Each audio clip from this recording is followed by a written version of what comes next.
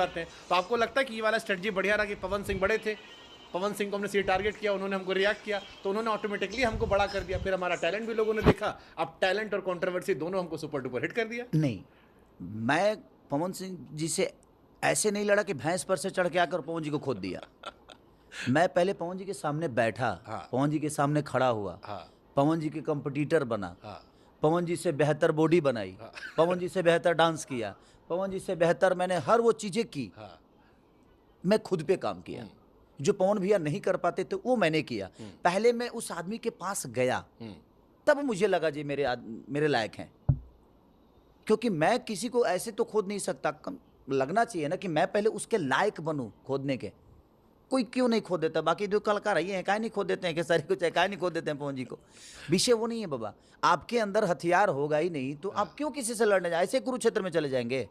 अच्छा, वो वीडियो क्या था जिसमें आप दोनों नाच रहे हैं, बगल में काजल खड़ी, बड़ा जबरदस्त वायरल है वो, एकदम मेरे ही फिल्म का गाना था। मचा रखा उस गाने ने। हे राजा कहिला बियाह तू मोटा जाइबा हो, खैबा में हरी के हाथे तो गोटा जाइबा हो। और फिर आप दोनों का डांस जो है, हाँ, हमारा वो एक हमारे वेब कंपनी के दिनेश जी हैं, हाँ, उन्हीं के रिसेप्शन था और उसी में हम सबका इनवाइट किया गया था। तो हम लोग उसी स्टेज पे थे और दोनों भाई उस दिन नाचे और नाच के बेचारे उस समय कंट्रोवर्सी में चल रहे थे हम लोग, इसलिए ज़्यादा वायरल हो गया। और हाँ, शायद उसके लिए कि पहली बार हम लोग, क्योंकि एक साथ नजर आ गए ना। ऐसे कभी नहीं हुआ कि हमारी उनसे पर्सनल दुश्मनी हुई। आज भी मेरे बड़े भाई हैं, हमेशा रहेंगे।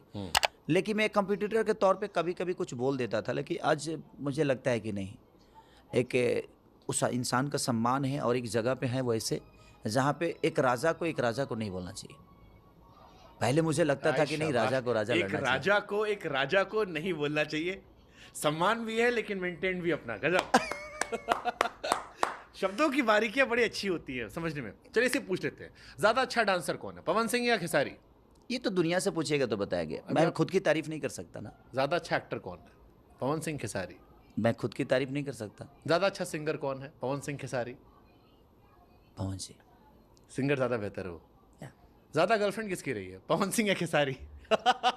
ये तो लोगों को पता होगा। ये भी लोगों को पता होगा, क्योंकि हम कभी गर्लफ्रेंड गिने ही नहीं। इतना काम करते हैं ना कि टाइम ही नहीं मिलता। सिंगल डिजिट में है, डबल डिजिट में हो गई थी? ये तो बता सकते हैं ना महाराज। सिंगल डिजिट मतलब 1 से 9 तक है या 9 के बाद 2 डिजिट में हो गई है, 10 11? मेरे जीवन में एक ही है। हाँ। और वो एक ही रहेगी। लोग आते हैं जाते हैं। आए शाबाश, भाभी जी अब खुश। चलो आज लड़ाई नहीं लड़ेगी तुमसे। आज खाना तुम्हारे मन का बन जाएगा। अच्छा, एक वीडियो और वायरल हुआ था जिसमें शायद आपने पवन जी को पिता बताया था, वो एडिटेड है या ओरिजिनल वीडियो है? बड़ा भाई पिता के तुल्य होता है, मुझे ऐसा लगता है, क्योंकि मैं अपने बड़े भैया का पैर हमेशा छूता हूँ, अपने भाभी को माँ ही बोलता हूँ।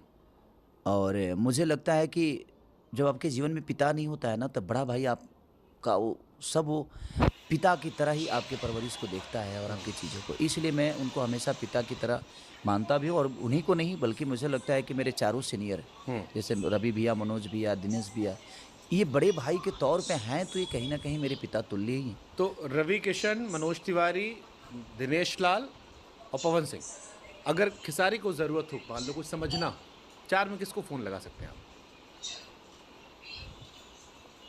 मुझे समझना हो, कुछ मान लो जानना हो, समझना हो, कुछ सलाह लेनी हो, मदद मांगनी हो, कोई काम पड़े। नहीं, ऐसा उनके पास ऐसा कुछ नहीं है जो उनसे जानने की जरूरत है मुझे। ईश्वर ने इतने पब्लिक दिया है। 4 में किससे कंफर्टेबल ज़्यादा आप है, किसके करीब आप ज़्यादा? मैं सबसे हूँ, जरूरत मेरी पड़ने पे सब लोग सबसे हूँ, लेकिन सबसे नहीं। मुझे कभी जरूरत पड़ी ही नहीं। मेरी जरूरत उतनी बड़ी है ही नहीं। मुझे अगर मेरे पास 5 करोड़ रुपए है तो मैं 3 करोड़ का सामान लेता हूँ, 2 करोड़ बैलेंस रखता हूँ। कब दिन बदल जाए पता नहीं। हाँ, पता नहीं ना मुझे। तो इसलिए मैंने अपनी शौक को बड़ा नहीं किया कभी जीवन में। कभी अपनी शौक, देखिए आदत खराब होती है ना, जब आपके शौक बढ़ते हैं तब इंसान बिगड़ता है। बिगड़ने का मतलब कि आपके शौक सारे में अवगुण कुछ है? अवगुण क्या है आप में? गुण तो 2 लोग देख लिए, नाच लेते हो बढ़िया, गा लेते हो बढ़िया, मौज काट लेते हो। हाँ, मेरे अवगुण क्या है? हाँ, अवगुण यही है कि मैं इमोशनल बहुत हूँ, रोते बहुत हो। और यहाँ इमोशनल लोग को लोग नहीं समझ सकते।